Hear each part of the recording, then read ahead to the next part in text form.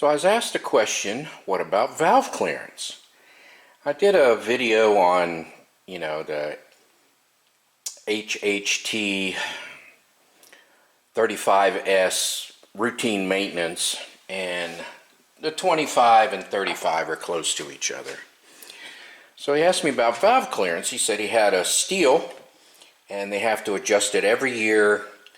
He said it's really a cheap pain in that butt thing that he has to do, and I thought, okay, well, I haven't touched this thing. I mean, its original spark plug, it's 5-7 years old, maybe even older. Gosh, I have to think really, really hard. I mean, I was really trying to remember when I got this thing. And then I use it, half hour to an hour, 5 or 6 times a year. So anyway, so I go and I look at the, look at the 25, 35. They're both the same. This is the 35. And it says valve clearance 0.08 intake and 0.11 millimeter exhaust. So I didn't think anything of it. I go to the schedule, maintenance schedule, valve clearance check adjust, got a dot right here. It says every year or 100 hours. Note 3, and note 3 says, hey, you can't do this unless you're a trained mechanic, and failure to do it correctly or not take it to the shop and pay a ridiculous amount of money voids your warranty. So what's it doing in the shop manual? I mean, you have to special order these. It doesn't come with the machine. So anyway, so I said, okay, so I go to the maintenance section here. And here it is. Read how to do it. I'll show you on the video. But what I am really absolutely shocked about is how small 8 and 11 millimeters are. 0.08 millimeters. This is 0.076. And 0.11 millimeters. And this is 0.102. Well, let me see if I have something closer to it. No, I really don't. And all of my feeler gauges, I thought I had a 4th set. I might be remembering this one, I don't know. But all of my feeler gauges are standard, and then metric is converted over. So, I don't have exactly 0.8 or 0.11 millimeters. I need to buy a millimeter set, because that's where everything I work on, that's all going to metric anyway. But my point is, it's 3 and 4 mils. I mean 5 if you really stretch it on the exhaust. But I mean, that is incredibly thin. I was shocked. I actually had to get out my calipers and stick it in here to make sure that I was just reading it correctly. I was like, really? Really? Really? Wow. That is so thin. I mean, can you even see the light through there? It's insane. Alright, well, we're going to take it apart and look at it. Alright, normally I wear gloves, but it's not too dirty. I really don't see my hands getting too fouled up.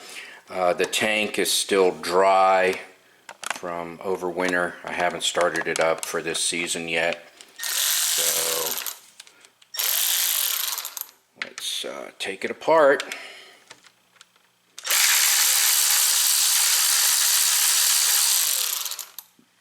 Alright, that screw does not come out.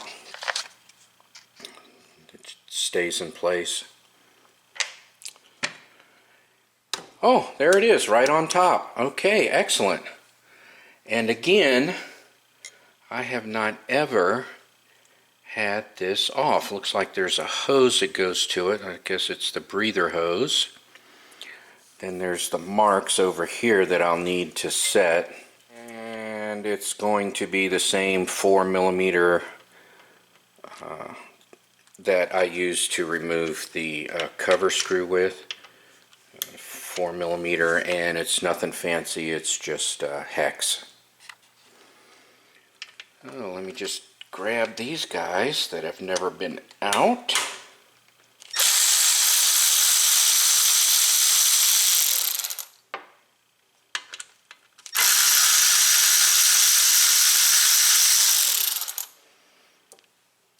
I don't know if my hand was in the way, probably. There's a hose right here. I don't know if this will pop off with the hose on or not. Let me fiddle around with it. Alright, there's no special instructions or anything, so it's just a matter of getting it off. Doesn't even say replace the gasket. See if I can get it off. There it is. Yep, got it. Okay. Easy peasy. There's the inside. Looks pretty good. Feel some wetness. Okay, let me get that in the center and zoom in and recenter.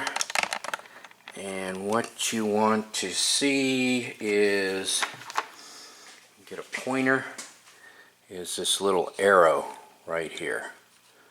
So that little arrow needs to be straight up and down. And it's really pretty cool. They're loose already, but it's really pretty cool. Let me get that straight up and down first. Okay, when looking at it from the side, you know, there's the tap it. And there's the cam, and then the other tap it on the other side.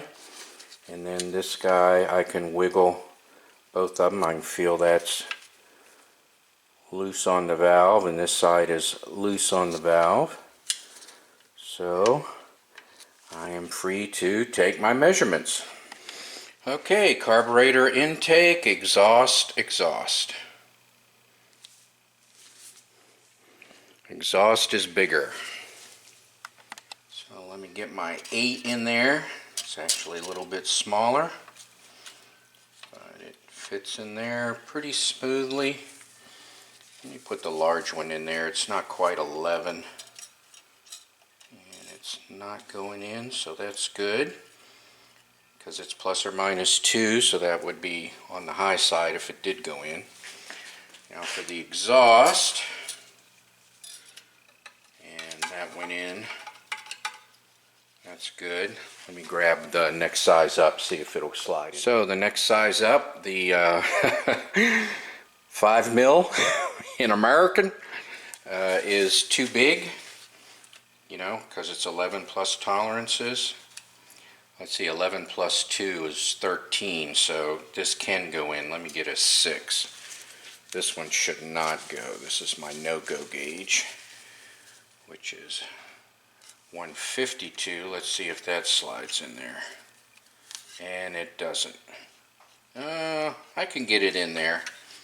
So I could shorten the exhaust a little bit. The intake seems to be fine. The exhaust seems to be able to want to be tightened up a little bit. So I have my 2.5 hex key. Gonna break that loose. Actually, I'm gonna loosen the nut first. Sorry about that. And then I'll tighten and loosen it, and then I'll tighten the nut back down. So sorry, I misspoke. All right, looks like 8mm on the nut and 2.5 on the Allen. All millimeters. So we'll just kind of open that up.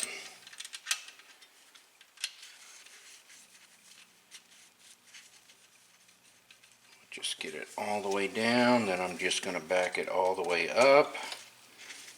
Come down on the gauge. Let me flip it upside down here. Come down on the gauge.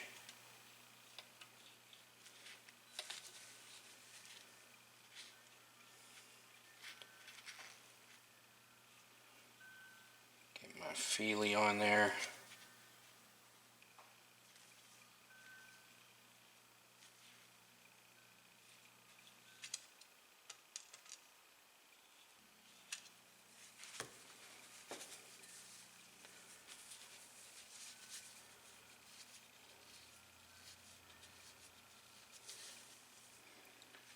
The old Snuggalicious on there. It's taking a long time.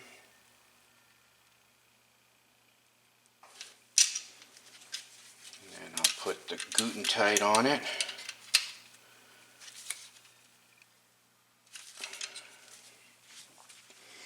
And I'll recheck it, make sure I didn't crank it down too much. Yep, still have the slide. I know my hand's in the way, but bad angle.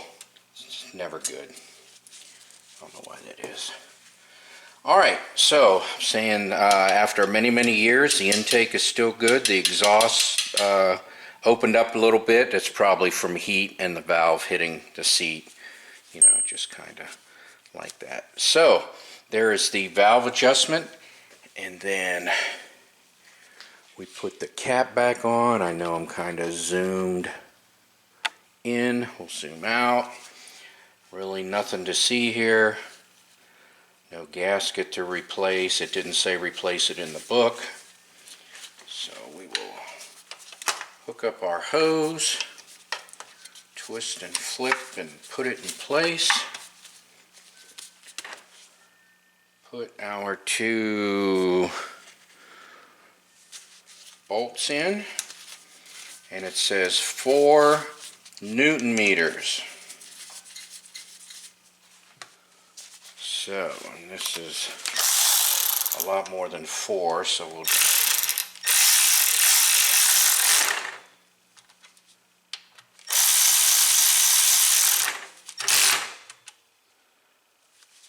get it like that. Now, I remember how it was marked, so I'm going to adjust it. Alright, I am going to check the spark plug and oil and a couple other things, make sure the air filter and whatnot, but that's not a part of this video, so I'll show you when I put the cover back on. Alright, this is the original factory plug after X number of years of use. I mean, it's fine. Okay, we'll get the cover back on, and what I learned was if anything is out of place, the spark plug wire isn't clipped here on the magneto, and the kill switch wire is not running in its place, and the air cleaner is not on correctly, this will not go on smoothly. It'll be a real pain in the butt. So I want it to just slide right on, go on smoothly, and tighten down. Everything has to be in place. If it doesn't go on smoothly, something's out of place. Alright, we'll tighten it back down. I put my tools away here, so I gotta do it manually. Alright, the only thing about the gasket, I put it on the inside, all the way around, 3 corners. The only thing I found was it said don't reuse it. So if you take the carburetor off, they want you to put on a new one. I don't know, it's just paper. I guess it's fragile, it probably falls apart. Anyway, I put it on the inside, whether that's right or wrong. So that was the valve adjustment. So what I learned was I need metric based feeler gauges. You know, it's just, I work on cars and you don't adjust the valves anymore, so at least I don't go back in time and do engines that need valve adjustments. But I have a Gravely lawnmower that has a Kawasaki on it, got a Honda engine on my push mower. The Briggs & Stratton is probably in US measuring units, standard measuring units. Let's see, anything else I have? Oh, the Aaron snowblower. I have no idea whether that's metric or standard.